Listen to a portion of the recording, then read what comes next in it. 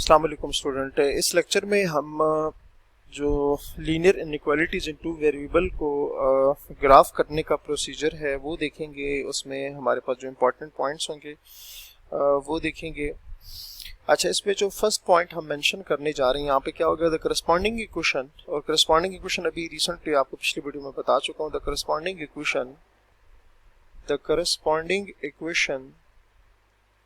the corresponding equation of the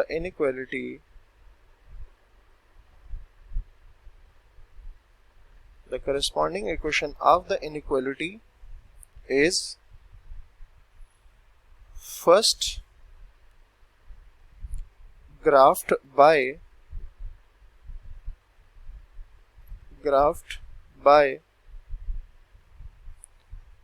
using dashes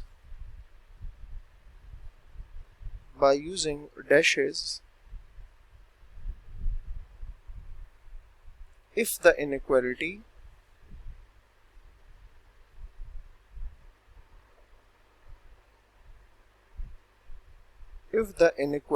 involves the symbol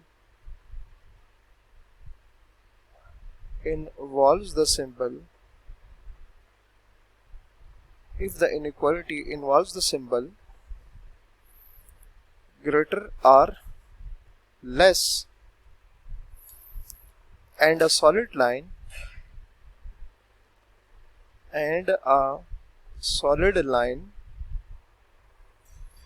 is drawn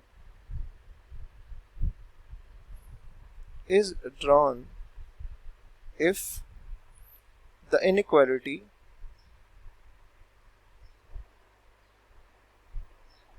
the inequality involves the symbol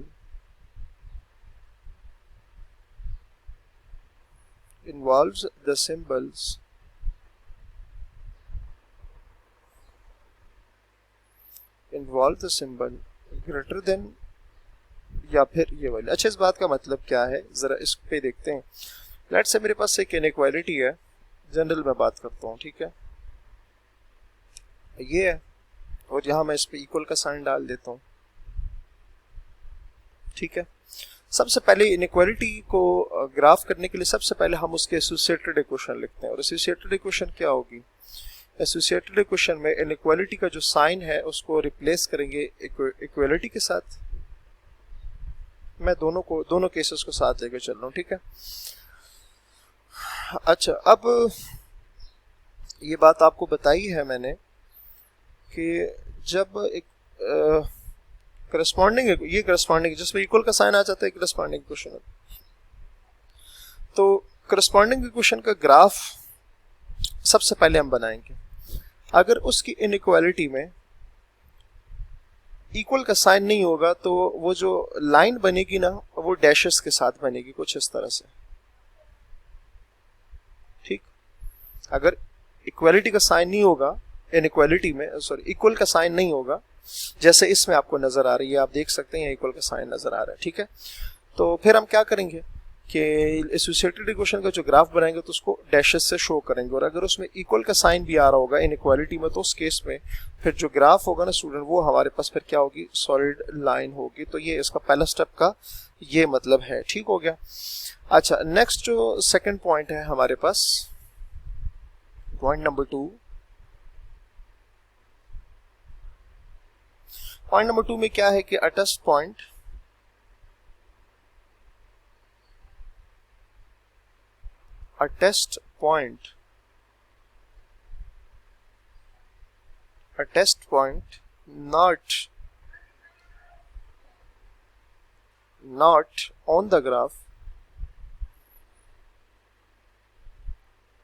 not on the graph of the corresponding equation of the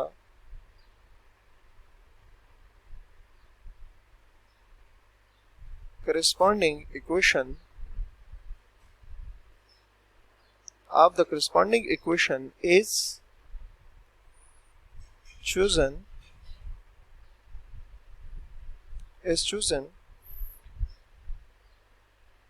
which determines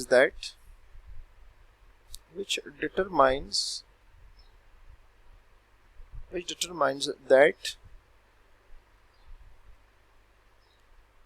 the half plane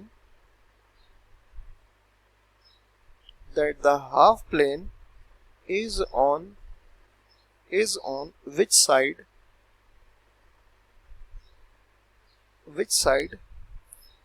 of the boundary line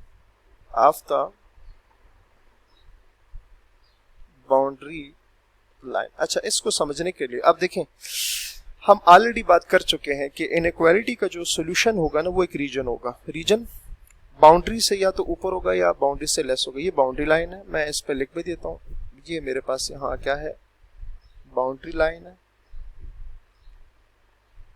इधर भी, और यहाँ पर भी ये क्या है, boundary line हो गई है। दोनों में सेम है ना, ये भी क्या है, बाउंड्री लाइन। ठीक है, अब हमने ये डिसाइड करना होगा कि इनइक्वालिटी जो है उसका सोल्यूशन रीजन या इससे अपवर्ड होगा या इससे डाउनवर्ड होगा। इधर भी वही काम है कि या तो सोल्यूशन रीजन इधर होगा या फिर इधर होगा। उसके लिए फिर डिसाइड करेंगे ना, हम डिसाइड करेंगे कि सोल्यूशन रीजन इस लाइन के ऊपर है या नीचे है या इधर भी वही बात है। उसके लिए हमें एक टेस्ट पॉइंट चाहिए होगा। उसके लिए हमें क्या चाहिए होगा, एक टेस्ट पॉइंट चाहिए होगा। टेस्ट पॉइंट क्या करेगा, हमें डिसाइड करके बताएगा। हमें क्या करेगा, डिसाइड करके बताएगा। लेट्स से मैं एक जनरल टेस्ट पॉइंट जो होगा ना वो इस लाइन के अलावा आप कोई भी पॉइंट ले सकते हैं। इस पॉइंट के अलावा आप कोई भी पॉइंट, मतलब यहाँ बहुत सारे पॉइंट्स हैं। सोल्यूशन आपको पता है ना, ये सारे बहुत सारे पॉइंट हैं, इधर भी हैं और इधर भी हमारे पास पॉइंट है ना, डिफरेंट लाइन के ऊपर भी पॉइंट्स है ना। सोल्यूशन बेसिकली पॉइंट ही होगा ना, ऑर्डर पेयर क्या होता है, पॉइंट होता है ना बेसिकली। तो और इधर भी वही काम है। अब हमें एक टेस्ट पॉइंट चाहिए होगा जो कि डिसाइड करेगा सोल्यूशन रीजन इधर है या इधर। आपने लाइन पे जो पॉइंट लाई करे वो नहीं लेना, उसके अलावा ऊपर या नीचे अपनी मर्जी से कोई भी ले। लेट्स से मैं कहता हूँ ये मेरे पास आ गया, मैं इस पॉइंट को कहता हूँ कि ये मेरा, ये जो पॉइंट आपको जिसको मैंने सर्कल किया है, इस येलो पॉइंट को मैं कहता हूँ ये मेरा टेस्ट पॉइंट है। ठीक है, फिर आपको ये बात भी पता है कि पॉइंट को लिखते कैसे हैं, ऑर्डर पेयर की फॉर्म में। मैं जनरल बात करता हूँ, आपने करना ये है, इसको चले x1 y1 कह देता हूँ। आपने करना ये होगा कि जो ऑर्डर पेयर है ना इसको इनइक्वालिटी में पुट करना होगा। किस में पुट करना होगा, इनइक्वालिटी में। इनइक्वालिटी में टेस्ट पॉइंट पुट करने से अगर ये रिलेशन ट्रू आ जाता है, मतलब ये लेफ्ट साइड इस c से लेस आ जाती है, तो इसका मतलब ये होगा कि हमारा जो सोल्यूशन रीजन है फिर वो इस डायरेक्शन में होगा, क्योंकि पॉइंट आपने इधर से पुट किया था ना, और वो पुट करने से ये चीज ट्रू आ रही है, तो उसका मतलब सोल्यूशन रीजन इधर होगा। अगर ये फॉल्स आ जाएगी तो फिर आपने टेस्ट पॉइंट के जो लाइन की दूसरी तरफ वाले रीजन है फिर वो आपका सोल्यूशन रीजन आ जाएगा। तो इसको हम मजीद आगे भी डिस्कस करेंगे। तो अपना बहुत सारा ख्याल रखिए। अल्लाह हाफिज।